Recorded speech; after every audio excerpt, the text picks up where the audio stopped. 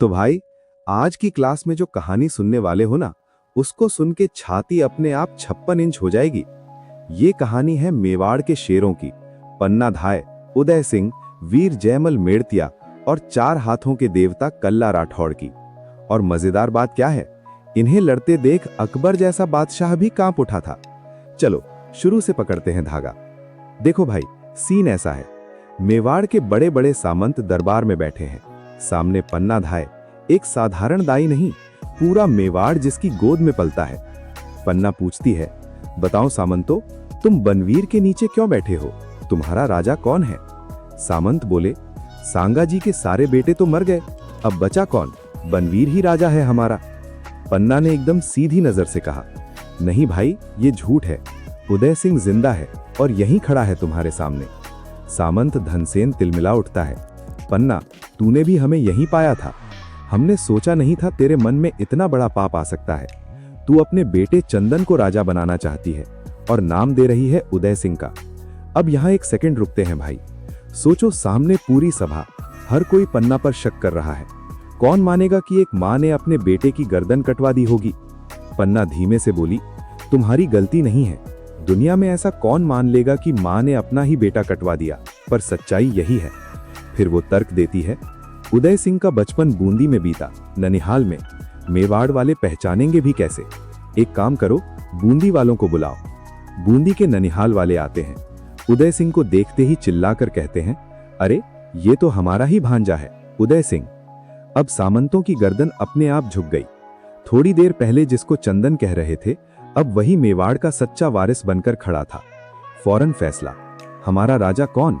उदय सिंह। और वहीं से रास्ता बनता है कुंभलगढ़ के राज्याभिषेक का।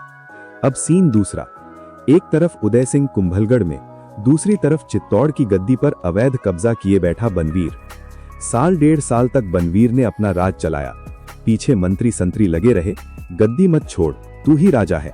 लेकिन इतिहास में चोरी छुप नहीं सकती। फाइनली हुआ मावली का युद्ध। एक तरफ उदय सिंह का हक, दूसरी तरफ बनवीर की हट। युद्ध के मैदान में फैसला हो गया। उदय सिंह जीतता है, बनवीर भागता है महाराष्ट्र की तरफ। और इतिहास भी बोलता है, आगे उसका पता ही नहीं चलता।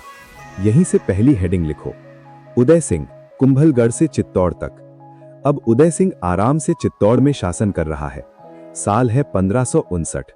घर में खुशखबरी, पोता हुआ। राजघराने में जब पोता होता है तो क्या करते हैं? चलो भाई, एकलिंग जी के धौक लगा के आते हैं। मेवाड़ वालों का इष्टदेव कौन? एकलिंग जी, लिख लो। धौक लगाने गए, दर्शन किए, बाहर आए तो बोले, थोड़ा शिकार भी कर लेते हैं। राजपूत हैं, शिकार तो बनता है। शिकार करते करते उदय सिंह की नजर एक जगह पर टिक गई।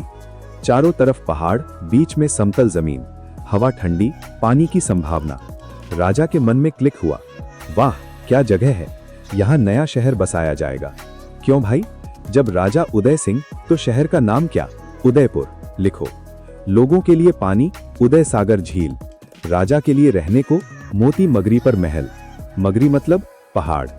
लेकिन ध्यान देना, अभी उदय सिंह चित्तौड़ छोड़कर उदयपुर शिफ्ट नहीं हुआ। उधर उदयपुर का निर्माण चल रहा है। इधर खबर आती है, अकबर आ रहा है, और इस बार टूरिस्ट बन के नहीं, आक्रमणकारी बनकर। 1567 के अंत में अकबर चित्तौड़ पर चढ़ाई के लिए निकल चुका है। चित्तौड़ में युद्ध परिषद लगती है। उदय सिंह सिंहासन पर, सामने मंत्री, सामंत, सेनापति। सवाल, बताओ तैयारियां क्या हैं? कितनी सेना, कितने हथियार, और सबसे जरूरी, रणनीति क्या होगी? कुछ पुराने सामंत बोलते हैं, हमारी पुरानी नीति साफ है। बाहर बड़ी सेना आई, किले के दरवाजे बंद, जनता को अंदर शिफ्ट, स्टॉक भर के बैठ जाओ। किले की दीवारें इतनी मजबूत हैं कि कोई आसानी से तोड़ नहीं सकता। और सच में चित्तौड़ ऐसा ही था। अंदर खेती हो सकती थी, पानी के ढेरों कुंड, 80-84 तक गिनती जाती है। मतलब साफ, घेरा लंबा भी हो तो किला झेल सकता है। लेकिन एक समस्या, जो किताबें नहीं बताती, भूख बता देती है। दुश्मन बाहर से जाने का नाम न ले तो अंदर का अनाज पानी एक दिन खत्म होना ही है। तब क्या? तब आता है साका। भाइयों, साका मतलब अब बचने का कोई चांस नहीं, या तो भूखे मरेंगे या लड़ते लड़ते। तो चलो लड़के मरा जाए। और इससे पहले स्त्रियां करती हैं जौहर, अपने आप को आग की ज्वाला में समर्पित कर देती हैं ताकि कोई उनको लूट न सके, अपमानित न कर सके। फिर पुरुष केसरिया पहनकर बाहर निकलते हैं। अब तो मौत पक्की है, बस देखना है साथ में कितने दुश्मन लेके जाते हैं। इतिहास ने सिखा दिया था, जब पूरा राजघराना, पूरी सेना एक जगह मर जाती है तो बाद में किला छुड़ाने वाला कोई बचता ही नहीं। इसलिए इस बार फैसला बदला गया। सब लोग एक साथ नहीं मरेंगे। आधे लोग किले में रहकर चित्तौड़ की रक्षा करेंगे और आधे लोग बाहर पहाड़ियों में रहकर लड़ाई जारी रखेंगे। अब बड़ा सवाल, किले के अंदर कौन रहेगा और बाहर कौन जाएगा? सबने एक स्वर से कहा, राणा उदय सिंह, आप अंदर नहीं बाहर रहेंगे। पूरा राज परिवार किले में नहीं रहेगा। उदय सिंह को बुरा लगा, किला मेरा और मैं बाहर, ये कौन सा नियम है? तब सामंतों ने वो बात कही जो हर राजा को सुननी चाहिए, जो किले में रहेगा उसे मानकर चलना पड़ेगा कि युद्ध में सब मरेंगे। हम नहीं चाहते कि राज परिवार वहीं खत्म हो जाए।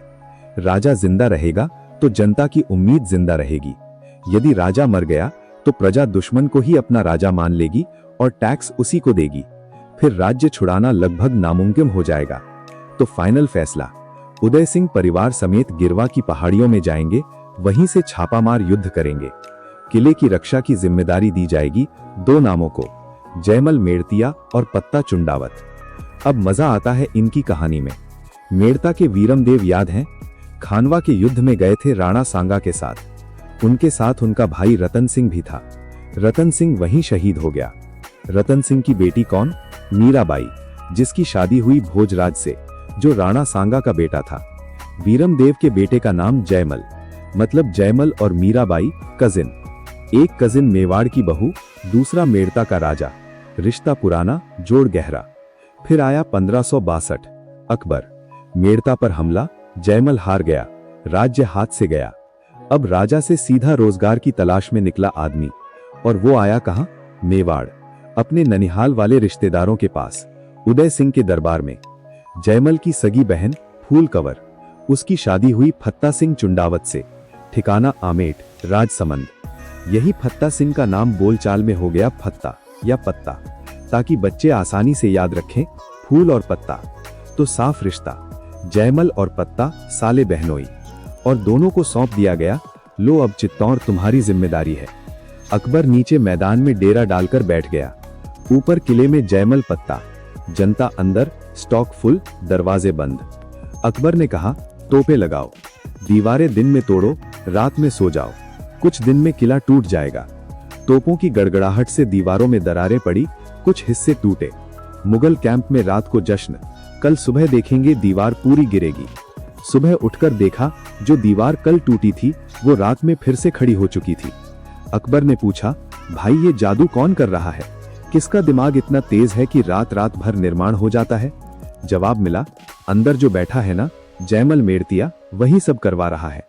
अकबर को पता चला, उदय सिंह तो बाहर पहाड़ियों में है और ये किला उसने सिर्फ जयमल को सौंप रखा है। अब अकबर ने सोचा, जब असली मालिक घर पर ही नहीं है तो पड़ोसी से ही बात कर लेते हैं, क्यों खामखा लड़ाई करें। मैसेज गया, जयमल 1562 में मैंने तुझसे मेड़ता छीना, इसलिए तू आज नौकरी कर रहा है। चल एक काम करते हैं, मेड़ता वापस ले ले, चित्तौड़ मुझे दे दे। चित्तौड़ तो वैसे भी उदय सिंह का है, तेरा नहीं। जयमल ने ऐसा जवाब दिया कि आज भी किताबों में लिखा जाता है, गढ़ मारो हूं धनी, गढ़ मेरा है, मैं इसका मालिक हूं, और असुर की औकात नहीं कि इस गढ़ में घुस सके। अकबर को लगा, ये आदमी तो मान ही नहीं रहा। उसने नया लालच दिया, मेड़ता तो तेरा था ही, वो ले ले, उसके साथ नागौर भी फ्री। इतना बड़ा राजा बन जाएगा तू, फिर यहाँ नौकरी क्यों कर रहा है? चित्तौड़ मुझे दे दे और जाकर मेड़ता नागौर पर राज कर।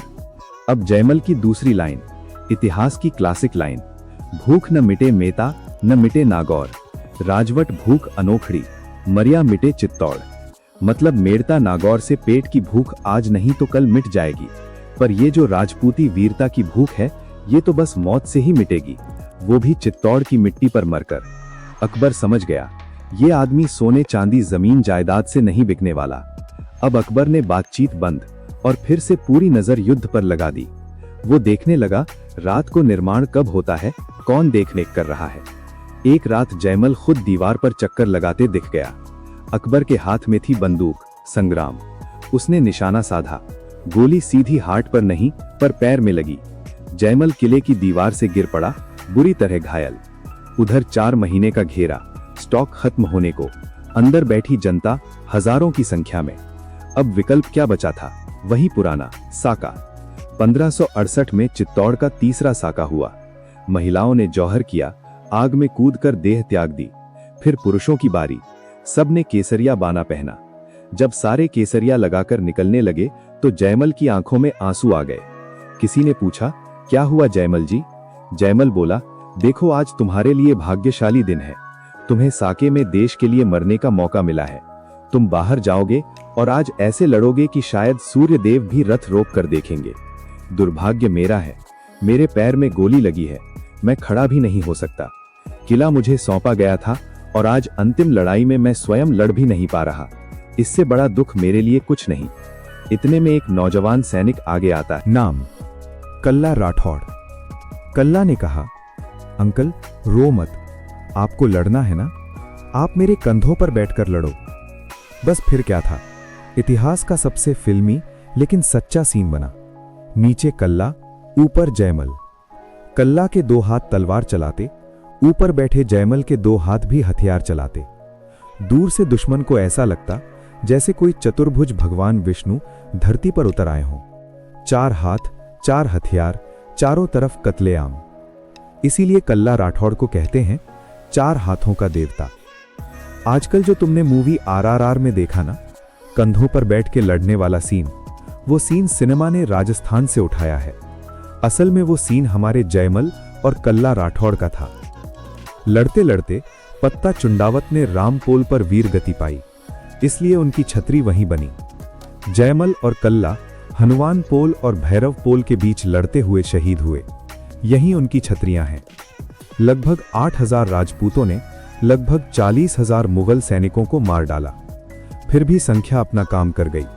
25 फरवरी 1568 को अकबर ने चित्तौड़ पर कब्जा कर लिया, लेकिन वो इतना बौखलाया हुआ था कि लगभग 30,000 निर्दोषों का कत्लेआम करवाया। बच्चे, बूढ़े, महिलाएं, सब। इतनी भयानक मारकाट के बाद भी दुनिया आज भी याद रखती है। जब अकबर चित्तौड़ पर चढ़ा था तो उसे रोकने के लिए मेवाड़ के 2 नाम सामने खड़े थे, वीर जयमल मेड़तिया और 4 हाथों के देवता कल्ला राठौड़।